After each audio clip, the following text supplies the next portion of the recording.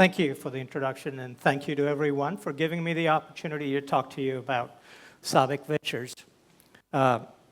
When Min asked me to talk about SABIC Ventures and how it helps SABIC innovate and invest in new materials, I had to kind of think a little bit about it because SABIC has recognized that its future depends on its ability to innovate.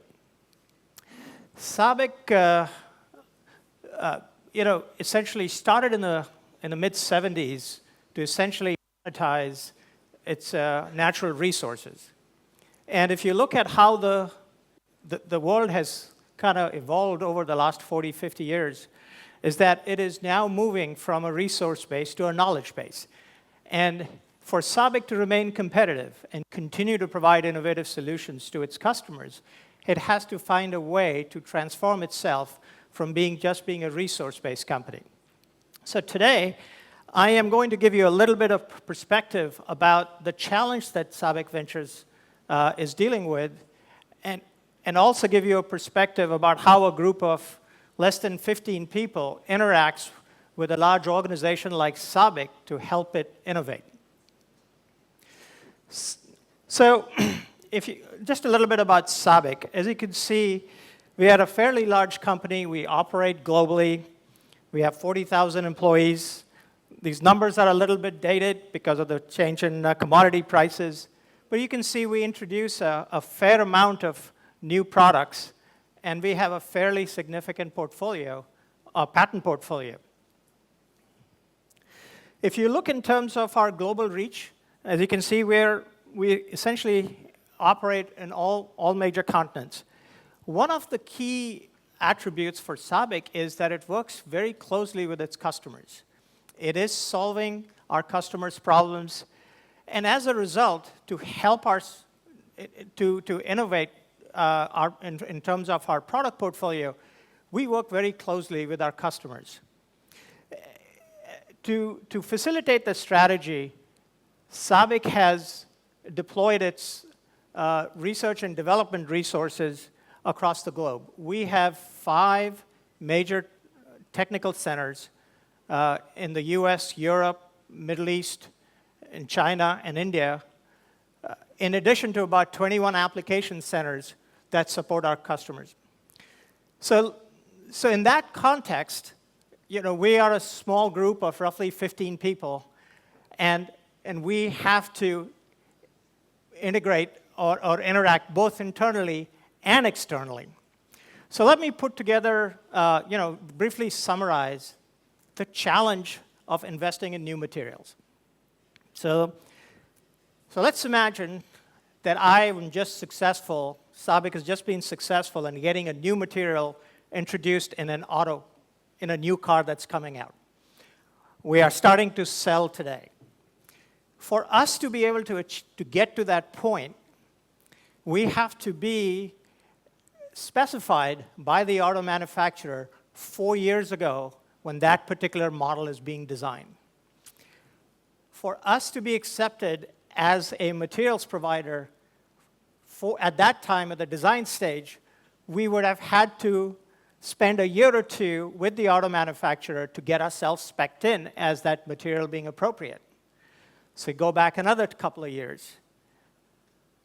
At that point, we would have had to work with a Tier 1, Tier 2 supplier to have given them our material for them to tool it into a part or a process and essentially have them qualified. So you're talking about another few years before SABIC would be able to, at a position, to go to a Tier 1, Tier 2 supplier.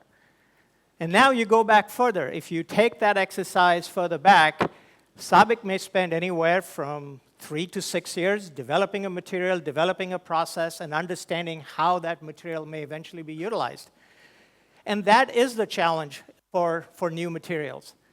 The lifetime, the life cycle to get to the point where you're commercial is in excess of 10 years, sometimes as much as 15 years.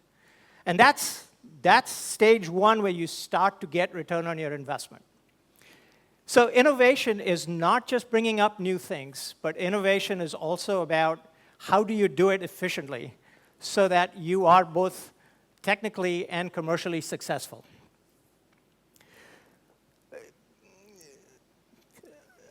In terms of SABIC, SABIC stands for Saudi Basic Industries. So these are our 5 businesses. We have specialties business, which is essentially smaller volumes, higher contribution margins, and high growth rates. The other 2, the polymers and chemicals, are more commodity chemicals. These are large-scale processes. They make millions of pounds of material in terms of polymers, and millions of gallons of chemicals or bulk chemicals that we talk about. In addition, we have a metals business, which is essentially a steel plant that we have in Saudi Arabia. And we are also in the agri-nutrients business. This poses another challenge for the SABIC Venture team because these businesses are very disparate. They're very distinct from each other. And as an innovation group, we have to find a way to support all these different businesses as well. I did not put corporate research because it's not a business unit, but we have our internal R&D effort. And we also work with them very closely. So what are our technologies of interest? We look at how we do things today, and we see what the trends are for the future. Energy is a cost, and from a sustainability perspective, we continue to look for ways that we can find a better way to do things. We clearly look into advanced materials, new ways to doing things, as well as new kind of materials and functional polymers. We also look at feedstocks. One of the key competitive advantages that you can get is finding cheap raw materials. In Saudi Arabia, we clearly have an advantage, but we have to somehow create the same kind of advantage in other parts of the world we operate. And of course, we are a very capital-intensive industry, and therefore, we have to continue to find ways to improve our process and resource and energy efficiency. However, as we said, we are a very customer-focused company. So as much as we might want to think about how best to come up with new ideas, in the end, whatever ideas we generate has to be meaningful to the customer. So what we have also identified is what are the markets of interest? What are the trends? If we are looking at a 10, 15, 20-year product life cycle, we have to look beyond what's happening in the world today and be able to foresee some of those challenges. So we've identified certain markets of interest. Now, let me now put this in context of how a group of 15 people is going to interact both externally on a global basis, as well as interact with 40,000 people who are helping SABIC be competitive in the marketplace. The first thing that we have decided to do is the SABIC Ventures group is part of what we call our T&I, our Technology and Innovation Group. We're not part of corporate finance. We're not part of strategy. We're part of the R&D group, because our goal is to help the company innovate. As most of you know, in venture capital, we're not buying assets. We're not buying companies. We are investing in ideas, and more importantly, we are investing in people who have those ideas. M&A group wouldn't know what to do with that. That would be a very different type of a business. The other thing we've kind of deliberately done is we have located ourselves inside our major technical hubs. That's where all the research and innovation takes place, and we want to be able to work with them, live with them, and understand what the internal issues are. We interact with them, and they become our window internally to interact with all the businesses. So we've also decided that technology is global. If somebody comes up with an idea in the US, we still have to go make sure that that idea is protected across the globe, that nobody else has some other ideas. So in that regard, we have decided that we are a global group, and that does stretch us a little bit thin, but we think it allows us to connect with the company globally as well as interact with the markets globally. So let me talk a little bit about how we actually interact with people. So this is a chart that we put together, and it's, as you will see, its main goal is focused on how do we acquire technologies for SABIC. So there are lots of ways to acquire technologies. The x-axis talks about you can acquire technology through corporate ownership or without corporate ownership. You can also get access to technology by actually buying the technology or without it. So if you look on the bottom left, what do you say, invest? This is essentially investing in early stage companies. As a minority investment, we do get equity investment, but we don't actually own the technology. This is a way for us to understand the company, understand the technology, and maybe when the time is right, we may take the next step. If you go to the other end, which is a license, it is acquiring access to the technology, but there is no corporate ownership. And each of these opportunities, each of these methods allows us to achieve a very specific objective. License is a very easy way for us to bring technologies that are very specific to the kingdom. We may not have use for that technology elsewhere in the globe, but in the Middle East it may make sense. So one of the key things that we have designed our group to be able to do is to be able to do almost any kind of transaction, whether it's an M&A, investment, license, and even a JDA to the extent we help our technical folks structure JDAs. But our goal is to be able to find the best way, the most flexible way to be able to bring the technology in. And then we help our business folks, our R&D folks, to help manage the development of that technology.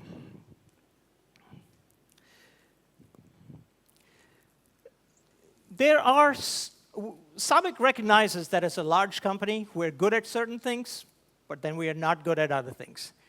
But what we are good at are something very valuable to the company. One of the things that we can really help with our companies is provide access to the Middle East market. We can help accelerate the market development. We, as a large company, we understand the importance of the IP portfolio. Some of these companies could be doing a much better job of their IP and protecting it, their IP portfolio a whole lot better. So I'm not going to go through all the lists down here, but where we recognize the advantages that we can bring and the capabilities we can bring to a small startup. But our goal is not to impose that, but our goal is to understand what kind of structure, what kind of capabilities would make sense for a particular startup. One of the things that we do here, as I talked about, the average life cycle for a new material can be as much as 10 to 15 years. And one of the key considerations that we have as we look at any opportunity is what kind of structure and what kind of relationship will help accelerate that process. This is the customization that I think makes us unique as opposed to some of what our competitors do. We are not a financial investor, so we have the ability to wait out the time. We recognize that 10 to 15 years is typical. And so for us to look at a business plan that goes for 3 to 5 years is not uncommon. And we look to a 3 to 5 year business plan because we recognize the complexities. And we look at that business plan, and to the extent it makes sense, we are willing to commit to funding a multi-year plan. It's not up to, from Series B to Series C to Series D. Our goal is to look and say, what will make this business plan come to fruition? So hopefully I've given you an idea of how SABIC interacts to help facilitate innovation within SABIC as a global company. We have a website. We'll give you more information if you want about how we interact. It has ways to contact us. And we also solicit, to the extent there are business plans, we're more than happy to consider that. Thank you for your time. I'm happy to take any questions.